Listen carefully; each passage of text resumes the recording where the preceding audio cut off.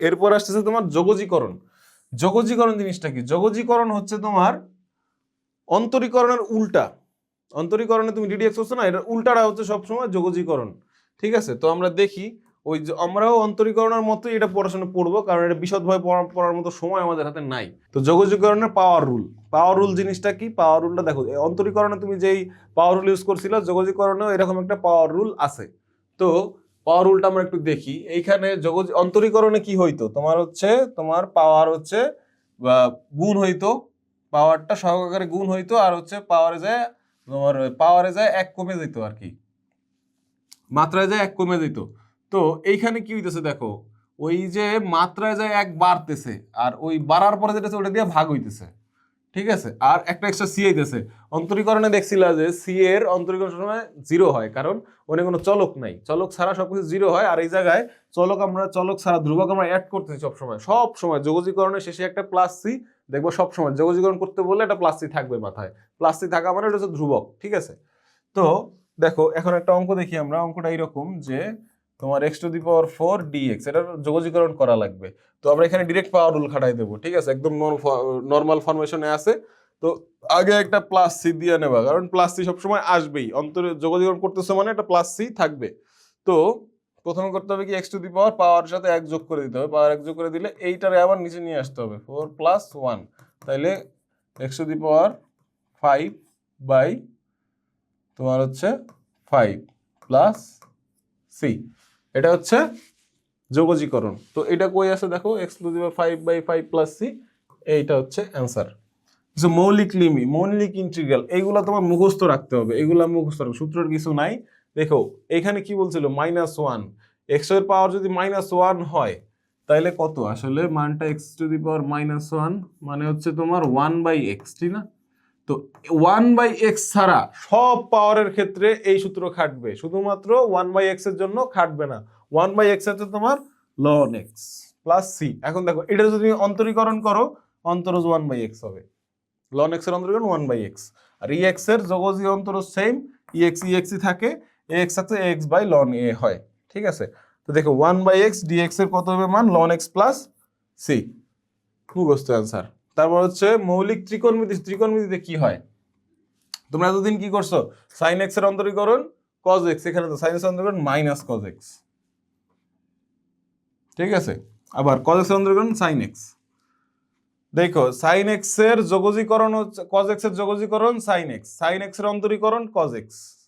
ব্যাপারটা বুঝতে পারছো, প্যাটার্নটা ধরতে পারছো কিনা, যে তোমার tan x এর অন্তরীকরণ sec²x, আবার sec² এর যোগজীকরণ tan x। ঠিক আছে, tan x এর যোগজীকরণ ln sec x, sec x এর যোগজীকরণ ln sec x, সবগুলা শেষে কমন সি। সি যদি কোনো না থাকে যোগজীকরণের অ্যান্সার কখনোই হবে না।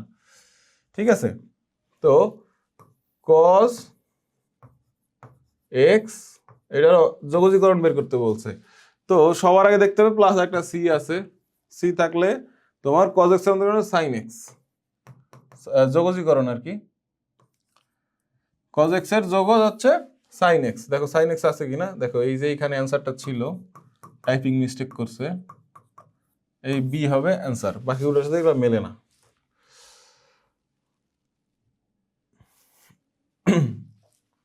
গুরুত্বপূর্ণ বিপরীত ত্রিকোণমিতি, এতক্ষণ তো আমরা ডিরেক্ট পড়ছি, বিপরীত পড়বো। দেখো sin ইনভার্স x এর অন্তরীকরণ ছিল 1/1 - x²√, দেখছো?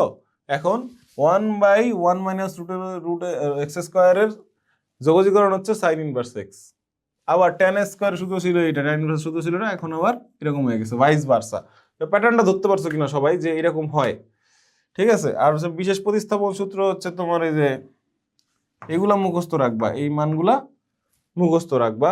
তো dx 1 - x² মানে কি, এটা হচ্ছে এটার যোগজ হবে তোমার sin ইনভার্স x, কারণ sin ইনভার্স x এর অন্তরীকরণ হচ্ছে এটা। ঠিক আছে, তো sin ইনভার্স x প্লাস সি, সব সময় প্লাস সি, এটা মনে রাখবা যে সব সময় প্লাস সি। বিশেষ প্রতিস্থাপন সূত্র হচ্ছে এগুলা। আর এই অঙ্কটা দেখি আমরা, dx by a square plus x² সমান হোয়াট বলছে, তাই তো? তাইলে তোমার 1/a²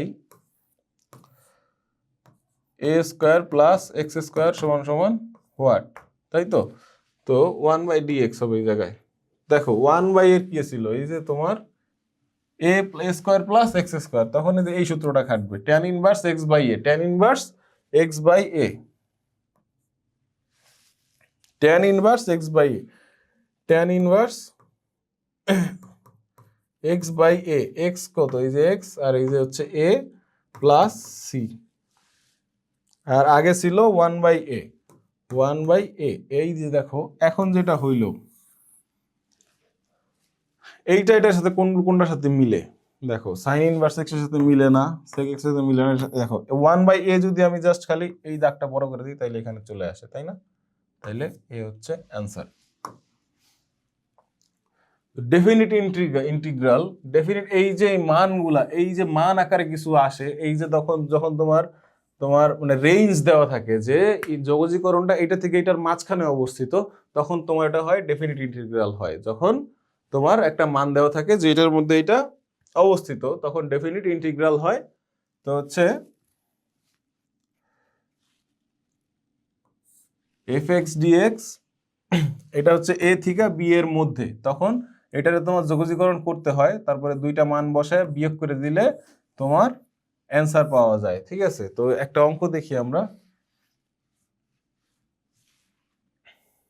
এই যে অঙ্কটা দেখো যে এক্স ডিএক্স বাই করতে বলছে কার, জিরো থেকে এর যোগজীকরণটা জিরো থেকে এ এর মধ্যে অবস্থিত, এক্স ডিএক্স। এখন এক্স এর যোগজীকরণ কত, যোগজীকরণ হচ্ছে তোমার এক্স স্কোয়ার বাই 2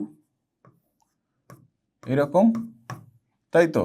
এটা জিরো, এখানে আর ধ্রুবক আসবে না কারণ হচ্ছে এটা ডেফিনিট ইন্টিগ্রাল।